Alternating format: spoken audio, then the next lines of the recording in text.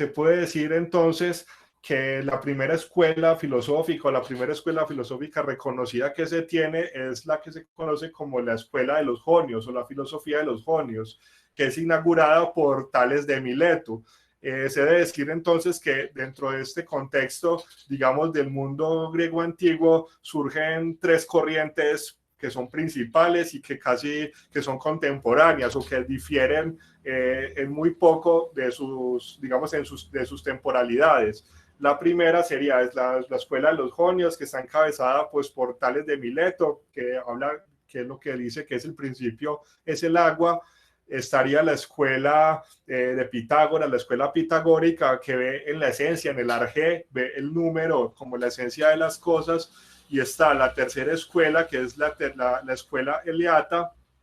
que es la escuela que ve entonces, habla ya en términos de ser, y que es la escuela que representa el filósofo Parménides, que es el que hace la diferencia entre el ser y el no ser, que en la próxima sesión lo vamos a ver de manera más detallada. Bueno, Tales de Mileto, como bien lo dicen, es importante, digamos, que la forma en la que se nombraban los filósofos en la época antigua era pues como su nombre o el apellido muchas veces de su familia, etcétera, o de su tradición, con el lugar donde había nacido. Entonces, bueno, Tales de Mileto es porque había nacido en Mileto. Entonces, por eso se le conoce como Tales de Mileto. Tales de Mileto participó, digamos, también dentro de diferentes guerras, diferentes experiencias bélicas dentro de su contexto antiguo, diciéndose pues que fue el primero que generó la desviación de un río. Tales de Mileto también predijo el primer eclipse. Hay muchas historias que se cuentan alrededor de la historia de Tales. Estos filósofos, digamos, por lo general se conservan muy pocos textos, se conservan fragmentos. Los fragmentos que se conservan de estos filósofos jonios, igual que de los pitagóricos o de los considerados filósofos presocráticos que conforman, digamos, los filósofos de estas tres corrientes o de estas tres escuelas, una de las características es que los textos de ellos se perdieron. O sea, algunos lo escribieron y los escribieron, son textos muy cortos, o textos breves que se perdieron, y lo que se conservan entonces son fragmentos de comentarios que se tienen principalmente de Platón, que se tienen de Aristóteles, que comentan algunas ideas al respecto. Y que posteriormente, digamos, se fueron compilando esta serie de textos, esta serie de comentarios, y es lo único que nosotros conservamos de estos autores, que en gran parte sus obras se han perdido y que solo se conservan por la tradición oral. Tales entonces es un autor que fue de los primeros viajes o sea, los primeros viajeros que estuvo en Egipto, los viajeros griegos, que fue, digamos, con intenciones de intercambiar conocimientos, o que fue por una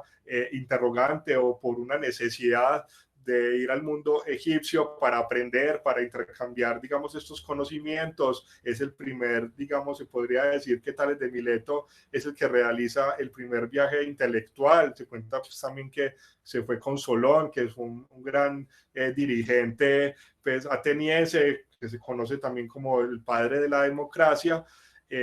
Incluso pues digamos que con Solón no se ha hecho la suficiente justicia, porque Solón es el primero, cuando se habla que Solón es el padre de la democracia, también es el primero que crea, digamos, este movimiento político en donde ya las leyes o los ciudadanos ya no se van a regir por las leyes de los dioses o por la serie de costumbres que estaban, digamos, en los textos antiguos, en las grandes epopeyas, sino que Solón dice, bueno, hay que crear ya un gobierno de los hombres. O sea, ya no podemos ser gobernados por las ideas de unos dioses, etcétera, digamos, dentro del pensamiento mitológico, sino que ya concibe la política. Se puede decir que es el padre de la política, porque concibe entonces que los hombres deben ser gobernados por los hombres y crear leyes hechas por los hombres. Eso no es un movimiento menor. a Solón, digamos que desde esto no se habla mucho, pero es uno de sus grandes aportes y se reconoce también, digamos, por ser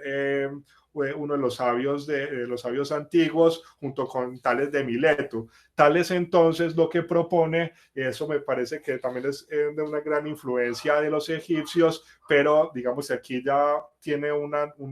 noción distinta, porque ya no se plantea como una explicación total, sino como una pregunta. O sea, se puede decir que Tales de Mileto es el que se genera el primer concepto filosófico al pensar entonces que el arjé, el origen de las cosas, es el agua. Entonces, recordemos que dentro de la mitología egipcia, los egipcios pensaban que los continentes o la tierra como tal estaba simplemente navegando, o sea, los continentes eran como los caparazones de una tortuga que estaba en el mar, ¿cierto? Entonces ellos consideran que el mar era como la esencia de las cosas y la tierra, los continentes simplemente flotaban sobre ellas. Y por lo tanto lo que predominaba dentro de esta mitología o cosmogonía egipcia es el mar como elemento fundamental. Tales entonces parece que está, digamos, fuertemente influenciado por esta idea y concibe entonces que es el agua, es la esencia de todas las cosas. Aquí hay un debate pues, muy fuerte entre los diferentes intérpretes de Tales, porque algunos lo piensan y que él está pensando ya, digamos, el agua en un sentido material, en un sentido digamos, palpable, el agua del mar, el agua del río, el agua, digamos, que pues, nosotros podemos palpar por medio de los sentidos, y otros simplemente la atribuyen como el agua, como un elemento pues característico o que representa el agua como un elemento, como un concepto ya desarrollado filosóficamente. A partir pues, de esa propuesta es que se podría surgir que Tales es el primer filósofo en cuanto da, digamos, da una respuesta a los fenómenos de la naturaleza y concibe entonces el agua como un concepto filosófico, como un concepto prefilosófico, porque aquí digamos que la filosofía como tal es, o el concepto de filosofía tiene, digamos, también su propio historicismo. En Tales de Mileto no se había concebido todavía la idea del filósofo, el amigo de la filosofía, sino la idea del sabio, ¿cierto? O sea, la idea del sabio. Y entonces, bueno, Tales de Mileto dice, propone, aquí una interpretación de Hegel nos dice, que las tesis de Tales, según la cual el agua es lo absoluto, o como decían los antiguos, el principio, es el punto de arranque de la filosofía, porque con ello cobra conciencia de la esencia, lo verdadero, lo uno, es lo único que es en y para sí. Es decir, que, bueno, Tales de Mileto, como gran sabio, propone entonces a este arjé o esta fisis, ante estas interrogantes de la fisis, de cuál es la naturaleza de las cosas, y la arjé, cuál es el origen de las cosas. Tales de Mileto entonces propone, como la escuela de los jonios, que el agua es ese elemento que predomina y del cual surgen todas las cosas. Dentro de la escuela de Tales de Mileto se encuentran también Anaximandro y Anaxímenes, que son, digamos, dos autores contemporáneos, un poco más jóvenes que Tales de Mileto, pero que entonces proponen esta serie de filosofías. Hegel va a ser un poco duro, digamos, con esta propia corriente jonia, porque va a decir que estos primeros filósofos, estos padres de la filosofía, eran solo un grupo de amigos, o sea, un grupo de amigos que intercambiaban ideas o intercambiaban una serie de conceptos y que son los que componen pues, la propia noción de la filosofía. Pero estos filósofos todavía no lo hacían con la intención de fundar una escuela, de fundar una tradición, sino que se presenta más bien como en términos de una tertulia, como en términos de un grupo de amigos que piensa y que se plantean unas ideas fundamentales, unas ideas originarias que han perdurado como orígenes de la filosofía. Esto en palabras de Hegel. Bueno, dentro de esta escuela de los jonios está Anaximandro. Anaximandro va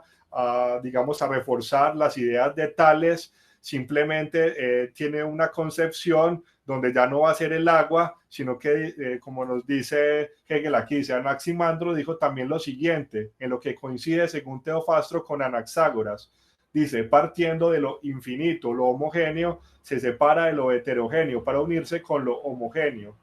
lo que por tanto era en su totalidad oro se convierte en oro, lo que era tierra en tierra, etcétera, por donde en rigor nada se genera, sino que también ya existía con ello con anterioridad. Anaximandro va a dar ya una idea que es mucho más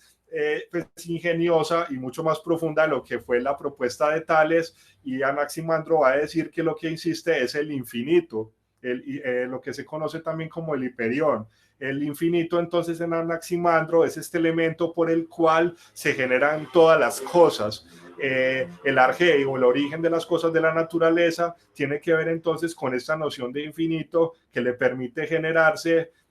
y sufrir de esos procesos de transformación, pero que sin pierda su esencia de lo propio infinito. Esta idea de Anaximandro es una idea que incluso sigue causando, digamos,